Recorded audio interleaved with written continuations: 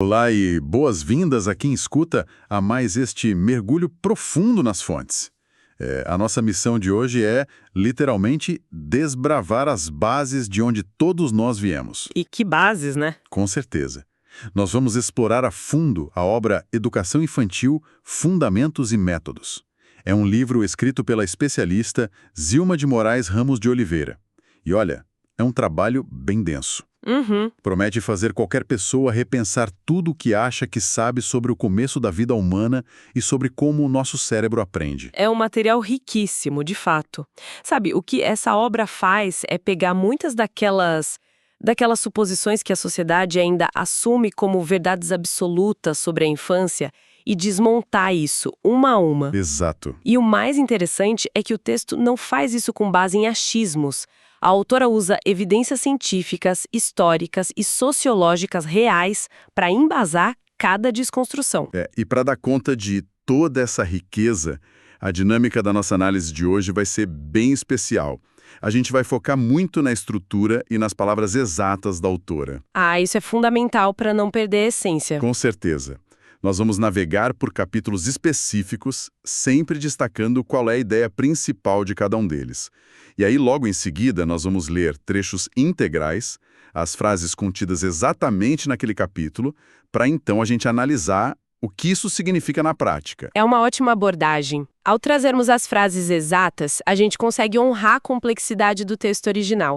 A partir daí, dissecamos os conceitos para entender as aplicações reais dessas ideias. Que muitas vezes ficam escondidas sobre uma linguagem mais acadêmica, né? Exatamente, fica muito mais claro. E por que isso importa para quem está acompanhando este nosso mergulho profundo e talvez nem trabalhe com educação formalmente? Essa é a grande questão. Pois é.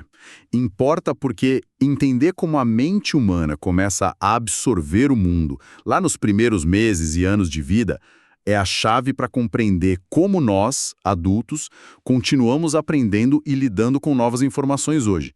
A base da nossa cognição, da nossa criatividade e até da nossa forma de nos relacionarmos com os outros foi construída nesses primeiros anos. Certo? Vamos desempacotar isso. Vamos lá, tô pronta. Podemos começar pela seção inicial chamada Razões para este livro. A ideia principal ali é romper com o mito do instinto materno na educação. O texto defende que cuidar de crianças exige uma visão verdadeiramente profissional. A autora crava a seguinte frase no livro, abro aspas, a profissionalização dos educadores que trabalham na educação infantil é um processo cultural que depende da função atribuída à creche e à pré-escola. Fecho aspas. Como a gente traduz esse peso histórico? O fascinante aqui é que precisamos olhar para o passado para entender o presente. A frase diz que é um processo cultural porque, historicamente, as creches no Brasil não nasceram como lugares de educação. Não mesmo. Elas surgiram muitas vezes como depósitos assistencialistas, sabe? Eram locais criados pela filantropia ou por grandes indústrias para deixar as crianças de famílias de baixa renda enquanto as mães iam trabalhar nas fábricas. Ou seja, o objetivo passava longe do desenvolvimento do intelecto. Completamente longe. O foco era puramente dar banho, evitar doenças e alimentar. Era um transplante da figura materna para o espaço público. A sociedade esperava apenas que a cuidadora tivesse paciência e carinho. Então, o texto aponta que houve vários modelos ao longo do tempo antes da gente chegar a essa ideia de um educador profissional. Eu notei menções a termos tipo modelo higienista. O que isso significava na prática do dia a dia? Basicamente, no modelo higienista, a preocupação central era a saúde pública e a mortalidade infantil. A creche funcionava quase como um ambulatório preventivo, sabe? Nossa. Depois a gente teve os modelos recreacionistas, onde a ideia era só deixar a criança brincar livremente, sem nenhuma intenção pedagógica por trás. Só para passar o tempo. Exato. E aí, quando a autora fala sobre a profissionalização nesse trecho que você leu, ela está dizendo que a gente precisa mudar essa função cultural atribuída à creche, deixa de ser um lugar de guarda e passa a ser um espaço de desenvolvimento integral. E isso exige um profissional que entenda de neurociência, de psicologia do desenvolvimento, de sociologia. É uma mudança gigantesca. E essa necessidade de mudar a forma como vemos a criança prepara o terreno perfeitamente para o capítulo 2 do livro. Ah, esse capítulo é maravilhoso. A ideia principal deste segundo capítulo é questionar o próprio conceito da palavra infância e provar que a criança se comunica de forma ativa desde o primeiro dia de vida. Uhum. Inclusive, o livro traz a etimologia da palavra infância, que vem do latim infans, que significa, literalmente, aquele que não fala. É uma visão bem limitante, não acha? Extremamente limitante e muito passiva. Durante séculos, a sociedade enxergou a criança pequena ou como um adulto em miniatura que precisava ser domado, E punido muitas vezes. sim, ou então como uma folha em branco totalmente passiva. A crença era que, se não falava o nosso idioma estruturado, não estava se comunicando.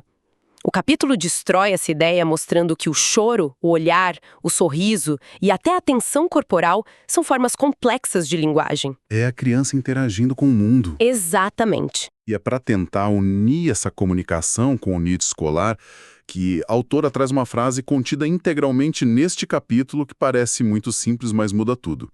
Ela diz o seguinte: educar e cuidar são formas de acolher.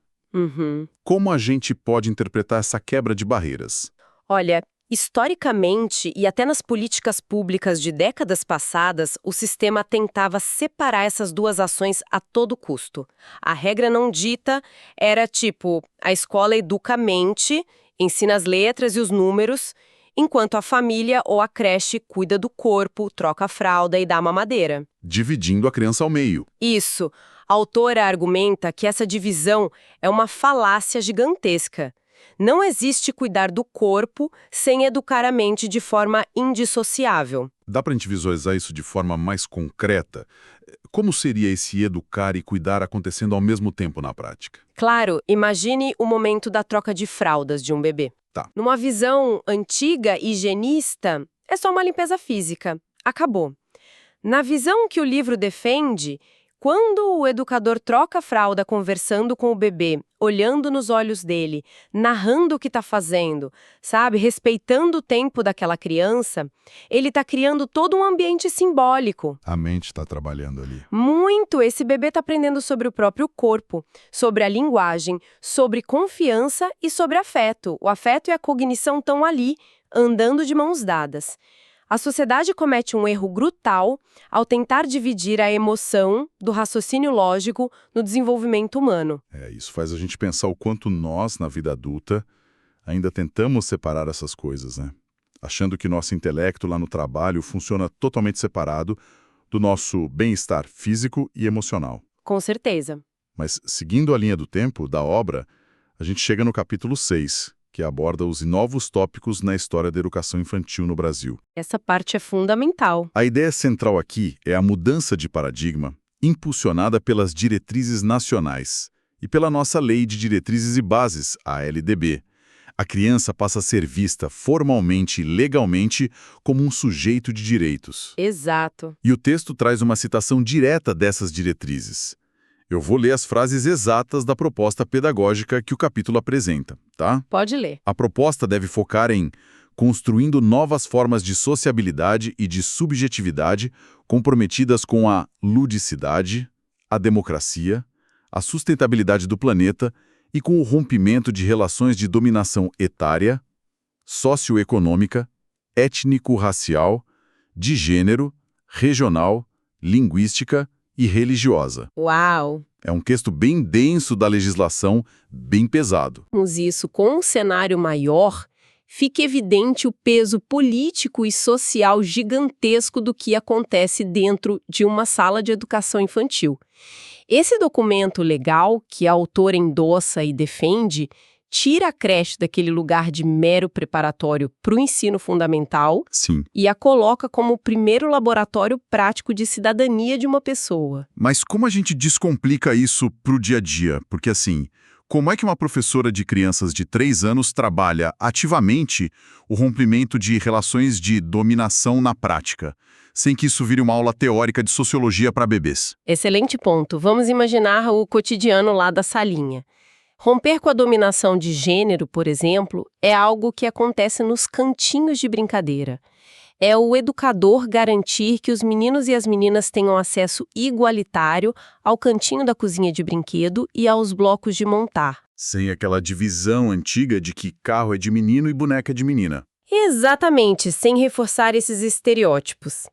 Já o rompimento de dominação socioeconômica ou étnico-racial acontece, por exemplo, na hora da roda de história. É quando o professor escolhe livros que mostram diferentes tipos de famílias, diferentes realidades sociais, diferentes cores de pele como protagonistas. Entendi. E é na mediação de um conflito por um brinquedo que a criança aprende na prática sobre democracia e direitos iguais. A creche passa a ser um microcosmo do mundo que a gente deseja construir. Olha, aqui é que a coisa fica realmente interessante. Porque para formar esse cidadão que respeita a diversidade, nós precisamos entender como a mente dessa criança se constrói e absorve todas essas interações. E não é um processo simples. E isso nos leva direto para a ideia principal do capítulo 7, chamado A Construção Social da Criança. Um dos meus favoritos. O grande foco aqui é que o desenvolvimento humano não é apenas um relógio biológico que desperta habilidades de forma automática com o passar do tempo. É uma construção social guiada pela cultura. Perfeito. E o texto vai buscar embasamento no pensamento de teóricos muito importantes. Para ilustrar, eu vou ler os 2 trechos exatos em sequência que a autora usa para afirmar essa posição. Tá bom. O primeiro é: o desenvolvimento humano é um processo de construção. E logo em seguida, embasada em Vygotsky, ela afirma: a construção do pensamento e da subjetividade é um processo cultural, e não uma formação natural e universal da espécie humana. Essas 2 falas batem de frente com o que muita gente ainda acredita sobre como a gente fica inteligente, sabia? O texto menciona muita perspectiva interacionista que desconstrói de vez aquela velha visão inatista. E como a gente traduziria essa diferença entre inatismo e interacionismo para quem não é lá da área da pedagogia? Bom, a visão inatista é aquela crença popular de que a criança já nasce com um dom ou com certas características fechadas na genética dela, e que o ambiente pouco pode fazer, a não ser esperar essas sementes brotarem sozinhas. Aquela ideia de que o talento já vem de fábrica. Isso. Já a visão interacionista, que é apoiada por teóricos como Vygotsky, argumenta que nós nascemos sim com funções biológicas básicas, nossos instintos, mas o pensamento complexo, a memória lógica e a linguagem não nascem prontos na nossa cabeça. Eles dependem do meio. Sim, eles são construídos na interação com o outro. Vygotsky nos ensina que o pensamento é formado primeiro do lado de fora, no ambiente social, nas relações, para só depois ser internalizado pela criança. O texto chega a mencionar a necessidade do que poderíamos chamar de recursos ou ferramentas culturais, certo? Exato, as próteses culturais. Próteses culturais. Imagine que a mente precisa de ferramentas para operar coisas complexas. A linguagem é a maior prótese cultural que existe. O livro traz exemplos cotidianos muito ricos sobre isso. Puxa um desses exemplos pra gente. Pense num bebê que sente um desconforto no estômago e chora. Naquele primeiro momento, o choro é puro instinto biológico. É só uma contração muscular e vocal. Uma reação física. Isso. Mas aí a mãe, o pai ou o educador escuta, vai até o bebê e dá um significado social para aquilo. O adulto diz: "Ah, você tá com fome, vamos comer." O adulto envelopa aquele instinto em cultura e linguagem. O instinto ganha um significado através do outro. Perfeitamente. Com a repetição, o bebê percebe que aquela vocalização gera um resultado social. A partir daí, o que era puramente biologia vira comunicação e cultura. Sensacional. E o livro também traz o olhar de outro teórico, o Henri Wallon, para adicionar emoção nessa receita toda. O Wallon defende que a emoção é a primeira linguagem da criança. Nós somos moldados irreversivelmente pelas respostas emocionais que negociamos com quem cuida da gente. Sem o grupo social, o desenvolvimento humano simplesmente não acontece. Não acontece em sua plenitude de jeito nenhum. E olha, isso serve para adultos também. Ninguém aprende uma habilidade nova e complexa no trabalho isolado numa caverna. Nós precisamos de mentores, de ferramentas, de cultura. Com tudo isso em mente, chegamos a um momento crucial da nossa análise, o capítulo 16, que foca na seleção de conteúdos. Ou seja, no que nós vamos ensinar. Essa parte vira a escola tradicional de ponta cabeça. Totalmente. A ideia principal rompe drasticamente com a visão tradicional que temos da escola. Aquela visão de matérias isoladas, onde às 8 horas a gente aprende matemática e às 9 horas esquecemos os números para aprender história. A famosa grade curricular fragmentada. Exatamente. O texto enxerga o aprendizado das crianças pequenas de forma interconectada. Ouça só a frase contida integralmente neste capítulo sobre o que é o conhecimento. O conhecimento não é, assim, visto como conjuntos estáveis, estruturas hierárquicas imutáveis ou cadeias causais linearmente condicionadas, mas como uma rede de significações constituída de nós e conexões em um espaço de representações em permanente transformação. É um conceito belíssimo e, neurologicamente falando, muito realista de como o nosso cérebro processa o mundo. O livro usa um exemplo prático que ocorre no cotidiano das escolas, que ilustra essa rede de significações de forma magistral. Sim, a história da roda de conversa. Isso. O texto narra uma roda de conversa entre crianças pequenas. Uma menina está lá contando que a mãe a proibiu de pegar no cachorro porque ele dá pulga. O educador, em vez de cortar o assunto porque não estava na pauta da aula, puxa o fio e pergunta o que a pulga faz. Dando corda para curiosidade. Exato. Aí outra criança diz que a pulga pica e dá muita coceira, e aí, de repente, do nada, uma terceira criança solta a seguinte frase: "Sabe, por falar em pulga, amanhã eu vou ao dentista." Para quem observa de fora, parece um caos absoluto. O próprio texto brinca que isso soa como um delírio egocêntrico infantil, onde uma criança ignora a outra e muda de assunto sem o menor sentido. Parece totalmente desconexo, né? Mas a análise da autora mostra que não há nada de caótico ali. O que está acontecendo, na verdade, é o cérebro criando os nós e as conexões daquela rede que você leu na citação. O cérebro está trabalhando a 1000 por hora. Sim, a mente daquela terceira criança ouviu sobre cachorro, saltou para a pulga, que levou a picada, que gerou a ideia de coceira, que ativou a categoria mental de doenças e problemas de saúde, que a fez lembrar de médico e, finalmente, ela chegou no dentista. Então, o que tudo isso significa? Significa que as crianças não pensam em caixas separadas. Elas aprendem por associações, conectando afeto, experiência pessoal e fatos. Exatamente isso. Elas rompem com aquela cadeia causal linear e chata. E o mais interessante é que o adulto também aprende assim. Verdade. A gente retém muito melhor o conhecimento quando ancoramos uma informação nova em algo que a gente já viveu, ou que tem um significado emocional para nós, em vez de tentar decorar uma lista fria e hierárquica passada num treinamento corporativo convencional. A aprendizagem humana é sempre uma teia. E como o ambiente ajuda a tecer essa teia? Essa é a ideia central do capítulo 17, que trata da organização das atividades. A grande lição aqui é que habilidades desejadas por todo mundo, como a criatividade, dependem enormemente do ambiente e das interações oferecidas. Não é um milagre genético. Olha as palavras exatas da autora nesse trecho. A criatividade emerge das múltiplas experiências infantis, visto que ela não é um dom, mas se desenvolve naturalmente se a criança tiver liberdade para explorar as situações com parceiros diversos. Esse é um ponto muito libertador. Se a criatividade não é um dom divino, reservado a poucos sortudos, significa que ela é um processo, é um músculo. Que precisa ser treinado. Isso. E o livro pontua a importância imensa de como organizamos o espaço físico e social. Por isso que as boas escolas de educação infantil têm aqueles cantinhos temáticos, têm materiais diversificados ao alcance da criança e dão muito tempo para o faz de conta. Os cantinhos não são só para distração. De jeito nenhum. Eles não são para distrair a criança enquanto o tempo passa. Eles são laboratórios complexos de exploração. O livro também ressalta a importância de a criança ter acesso a múltiplas linguagens nesse ambiente, correto? Sim, e isso é crucial para o desenvolvimento. O músculo da criatividade precisa de nutrientes diferentes. Se a criança só é exposta à fala falada ou à repetição de letras, ela fica limitada. Fica faltando estímulo. Fica. O ambiente precisa oferecer a linguagem da arte plástica, da música, do movimento corporal, da modelagem.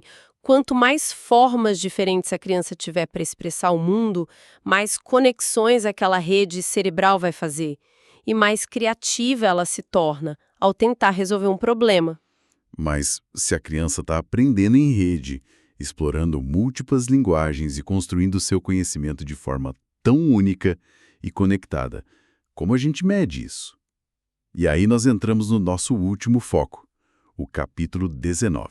A parte mais polêmica para muitos. Com certeza. A ideia principal dele é desconstruir uma das palavras mais temidas do vocabulário educacional: a avaliação. O capítulo defende o fim da avaliação como método de dar nota, classificar ou aprovar o aluno. O trecho integral usado para embasar essa visão vem novamente da legislação brasileira, que determina para a educação infantil o seguinte objetivo: registro do seu desenvolvimento, sem o objetivo de promoção, mesmo para o acesso ao ensino fundamental. Isso levanta uma questão importante. Se a avaliação nessa fase da vida não serve para dar um selo de aprovado ou reprovado, se ela não serve para criar um ranking classificando as crianças entre as melhores e as piores da turma, para que ela existe, afinal? É a pergunta que fica no ar. E o texto nos responde que o objetivo central da avaliação não é julgar a criança, mas sim julgar e ajustar um método. Ela serve para que o educador observe profundamente os caminhos daquela criança específica e use esses dados para corrigir as rotas do seu próprio planejamento e do ambiente oferecido. Ou seja, se a criança não conseguiu realizar algo, o dado da avaliação diz que o espaço, os materiais ou a abordagem do professor é que precisam mudar, e não que a criança é incapaz. Perfeito. O texto alerta bastante sobre o perigo de rotular quem está em pleno desenvolvimento, não é? Muito. A autora alerta sobre o risco da profecia autorrealizadora. Quando o sistema aplica um teste frio e rotula uma criança pequena como lenta ou desatenta, os adultos passam a tratá-la dessa forma. O ambiente empobrece para ela e ela acaba internalizando aquele rótulo, limitando o próprio futuro. Acaba virando realidade porque disseram que era. Exato. O modelo de avaliação defendido pelo livro não busca apenas constatar obstáculos. Ele busca, de forma ativa, encontrar potenciais emergentes. O erro faz parte da hipótese que a criança está testando sobre o mundo e o educador registra isso para saber como alimentar a curiosidade dela no dia seguinte. Que abordagem fantástica. O que nos leva ao fechamento dessa nossa jornada de hoje, fazendo um grande apanhado de tudo que desempacotamos aqui. Nós vimos, através das palavras originais e diretas da autora, que educação infantil está a anos-luz de ser um mero serviço de babá em larga escala. Longe disso. É um processo complexo que exige formação séria. Vimos que é um espaço fundamental para a consolidação da cidadania e da igualdade. E que o cérebro em formação não é uma caixa vazia, mas um construtor ativo de uma rede de significados que depende de afeto, de parceiros e de um ambiente livre e criativo para prosperar. Tudo isso sem o peso opressor das notas ou dos rótulos. Exatamente. É um panorama que ensina muito sobre a criança, mas que deixa uma reflexão gigantesca e talvez um pouco incômoda para o mundo adulto. É verdade. Que reflexão provocativa final você deixaria para quem acompanhou essa discussão até aqui? Pensa bem no que acabamos de explorar. A ciência e a pedagogia, demonstradas nesse livro, nos provam que os ingredientes exatos para formar uma mente brilhante, adaptável, criativa e um cidadão ético são integração emocional, acolhimento, aceitação incondicional do tempo de aprendizado sem punições por notas, exploração livre com materiais diversos e estímulo a conexões em rede ao invés de conhecimentos empurrados de cima para baixo. É a receita do sucesso. A ciência diz que é assim que o ser humano atinge seu potencial máximo. Então a minha provocação é a seguinte: se sabemos com tanta certeza empírica que isso é a base do sucesso no desenvolvimento humano, por que, à medida que crescemos, nós abandonamos completamente essa estrutura? Nossa, é verdade. Porque as nossas universidades e os nossos ambientes de trabalho corporativos descartam a noção de acolhimento e passam a focar quase exclusivamente na competição agressiva, no medo da falha, na avaliação punitiva e numa hierarquia fria. A gente faz o oposto do que dá certo. As corporações passam a vida inteira procurando o adulto inovador e criativo, mas tentam extrair essa inovação usando métodos de rigidez e estresse, que a educação infantil já provou há décadas que só servem para paralisar o cérebro. Será que a gente não deveria olhar para essas descobertas sobre a escola da infância e tentar resgatar urgentemente essa sabedoria metodológica para aplicar nos nossos espaços e nas nossas relações na vida adulta? Uma mudança de paradigma absoluta. Que reflexão profunda e necessária para encerrarmos o assunto de hoje. É o tipo de provocação que vai ficar ecoando na cabeça da nossa audiência muito tempo depois que o áudio terminar. Tomara que ecoe mesmo. Agradeço imensamente a companhia e a escuta atenta de quem nos acompanhou em mais este mergulho profundo nas fontes. É sempre um prazer enorme desbravar ideias tão transformadoras. Que a gente continue cultivando essa curiosidade ativa e essa vontade de aprender em rede sempre. Um grande abraço e até a próxima.